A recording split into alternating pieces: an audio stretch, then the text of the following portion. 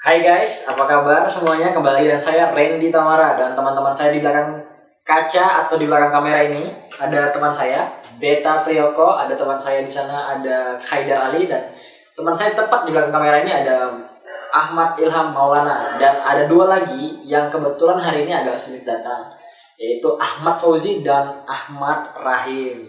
Terima kasih untuk teman-teman yang di belakang kamera. Oke, kali ini saya akan membahas satu film yang berjudul Lucy. Nah, jika teman-teman pernah nonton film ini luar biasa, keren.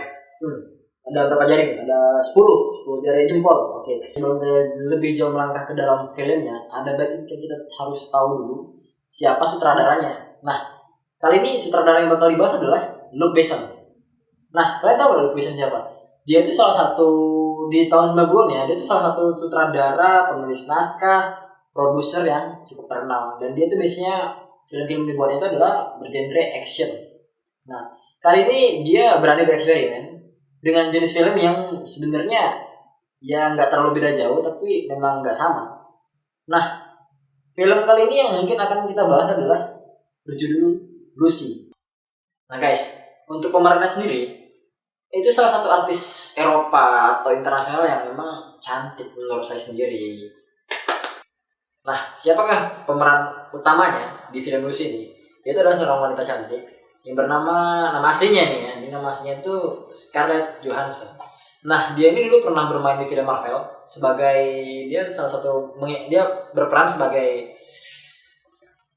Black Widow. Di film ini dia berperan sebagai Lucy. Nah, Lucy ini sendiri di film ini sebenarnya dia sebagai perempuan yang memang nggak nakal dan nggak bisa punya kemampuan super. Sebenarnya dia wanita yang biasa-biasa aja. Cuman di sini dia dijebak oleh pacarnya yang bernama Rika. Nah, Rika ini dengan sengaja menyuruh si Lucy ini untuk masuk ke sebuah perusahaan yang memang perusahaan ini milik Mr. Jeng, yaitu salah satu mafia narkoba, untuk mengirimkan sebuah koper yang isinya udah di setting isinya itu dalamnya ada narkoba. Dan dijebak memang untuk sebagai salah satu alat untuk mengirim narkoba itu. Nah, di situ Lucy mau aja karena berhubung itu salah satu teman kencannya.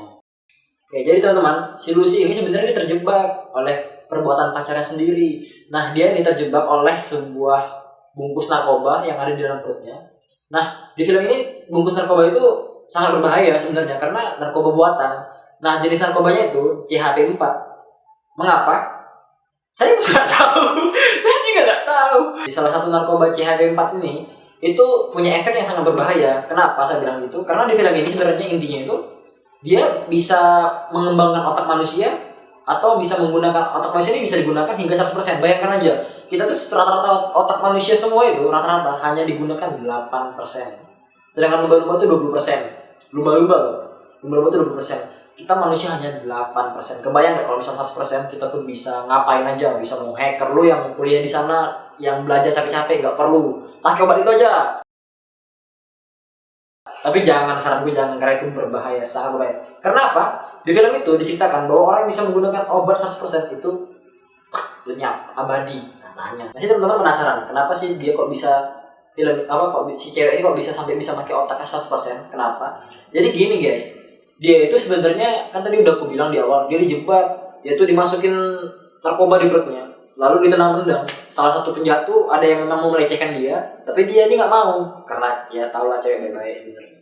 Dia mau cewek nggak mau, ditendang-tendang, pecah dan akhirnya nyatu sama tubuh dia, sama metabolisme dia terus nyatu dan itu berimbas yang ke hal-hal yang memang sebenarnya tidak direncanakan di awalnya. Nah, efek dari obat itu mengakibatkan otak dia berkembang dari 8% jadi 10 jadi 15 jadi 20. Nah, tapi jangan salah kaprah teman-teman.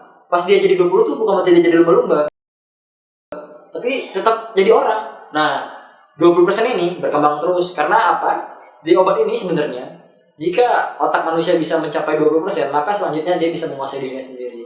Jadi dari 8 hingga 20% ini dia nggak bisa menguasai dirinya sendiri dan dia tuh bisa pokoknya hancur berantakan. Di sini teman-teman bisa lihat sendiri filmnya gimana, dan dia tuh terbang sana nggak jelas, pokoknya aneh lah filmnya itu nggak ya tapi keren lah, boleh lah kalau terus. Cuman ada satu yang mengganjal di saya teman-teman. Saya tuh masih bingung kenapa dia bisa terbang. Coba pikirlah, kita yang cerdas-cerdas kayak Pak Habibie lah orang Indonesia. Emang bisa terbang? Emang nggak bisa ya kan? Aneh, gimana Ben?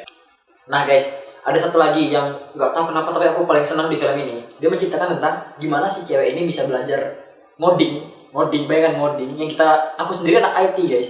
Susah belajar coding itu dan dia bisa hanya belajar dalam waktu 25 detik. Bayangkan, dia bisa masuk ke TV, bisa masuk ke telepon, HP, dia bukannya dihackerin semua, bisa dijebol sama dia dan itu keren, betul keren. Nah guys, ada beberapa dari film ini yang mungkin salah satu durasi atau cerita film ini yang aku dan teman-teman sendiri masih bingung. Kenapa? Di film ini itu endingnya rasaku sendiri kurang pas karena nggak tahu kenapa tiba-tiba dia bisa balik ke zaman sebelumnya dan bisa masuk lagi ke zaman sekarang terus ngilang nggak jelas kemana, entah dia jadi dewa, entah dia abadi ataupun jadi flash disk yang dipegang sama profesor itu sendiri, kita nggak tahu. Nah guys, tapi di antara semua kekurangan tadi udah disebut ada 1, 2, 3 yang keren di film itu. Pertama, aku mau sebutin ada efek yang luar biasa bagusnya. Contoh yang dibuatnya itu yang pas New York itu bisa berubah dari zaman 2014 di film itu sampai sebelumnya yang sampai sisa hutan sampai dinosaurus menggigit si Lucy itu sendiri. Nah, kedua, cerita filmnya sebenarnya bisa membuat para penonton berhayal lebih tinggi dan bisa kena di hati sebenarnya. Ketiga, tadi ada 3 atau 2 sih, aku lupa.